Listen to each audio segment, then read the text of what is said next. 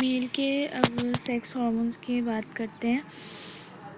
तो मेल के टेस्टोस्टेरोन है जिसमें डेवलपमेंट करनी है मेल रिप्रोडक्टिव सेल की। इसके अलावा भी हमारे पास जो है वो डाईहाइड्रोटेस्टोस्टेरोन है, DHT, जो कि ड्राइव होता है टेस्टोस्टेरोन से।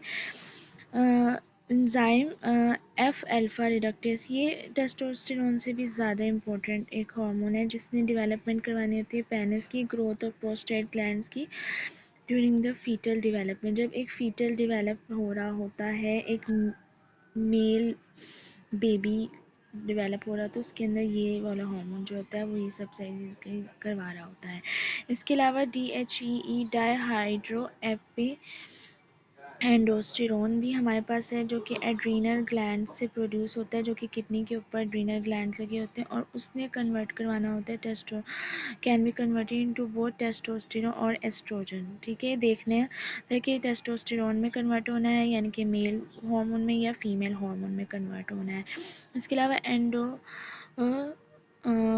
सेटेंडियोन, ठीक है, produce in the test adrenal gland can be converted into both testosterone and estrogen. ये प्रिकर्सर के तौर पे काम करता है male and female sex hormones के। इसके अलावा प्रेगनेंसी में हम देखें फीमेल हार्मोन्स की, तो लैक्टेशन फीमेल सेक्स हार्मोन्स के लिए एस्ट्रोजन बहुत ज़्यादा इंपॉर्टेंट है, जो कि सेकेंडरी सेक्सुअल फीमेल की कैरेक्टरिस्टिक्स डेवलप करवाते हैं, जैसे कि ब्रेस्ट फीडिंग वगैरह।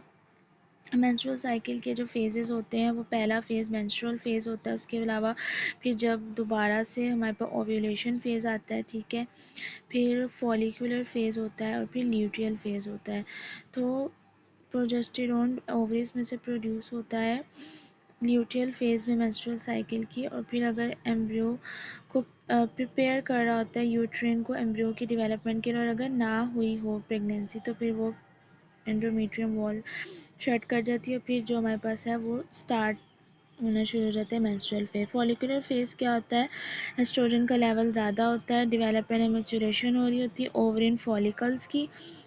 ल्यूटियल फेज में ओव्यूलेशन एग रिलीज़ हो जाता है, ठीक है, और फेलोपियन ट्यूब में जाना होता है। प्रोजेस्टेरोन प्रिपेयर्स करता है यूट्रस को पोटेंशियल प्रेगनेंसी के लिए। ओवरीज में से रिलीज़ होकर फिलोपियन ट्यूब में चला जाता है। एग फिलोपियन ट्यूब में अगर तो प्रेगनेंसी हो गई, मेट कर गया स्पर्म, तो फिर वो यूट्रस में आ जाएगा और फर्टिलाइजेशन हो जाएगी वहाँ पे। फर्टिलाइजेशन कहाँ पे होती है, फिलोपियन ट्यूब में होती है। और फिर जायगोट ने ट्रैवल करके फिलोपियन ट्यूब से डाउन यूट्रस में आना होता है और इम्प्लांटेशन, और फिर वहीं पे डेवलपमेंट होती है।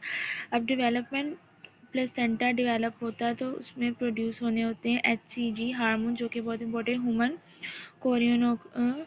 गोनाडोट्रोपिक हार्मोन, जिसमें प्रोजेस्टेरोन एस्ट्रोजन की प्रोजेस्टेरोन एस्ट्रोजन की प्रोड्यूस करवाना होता है अर्ली प्रेगनेंसी के लिए।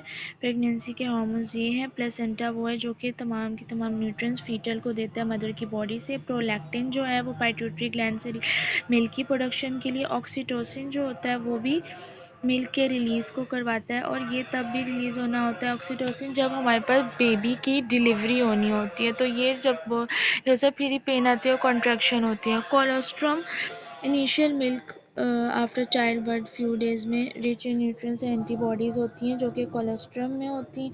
कोलेस्ट्रम होता है रिलीज़। मैच्योर मिल्क जो होता है वो बाद में आना स्टार्ट होता है। पोस्टपार्टम चेंजेस बहुत ज़्यादा होती हैं फीमेल बॉडी में, उसका जो होता है वो एस्ट्रोजन कम होता है, प्रोजेस्टेरोन कम हो रहा होता है, मेंस्ट्रुअल साइकिल में इरेगुलरिटी आ रही होती हैं, ठीक है, बॉडी चेंजेस बहुत ज़्यादा हो रही होती हैं।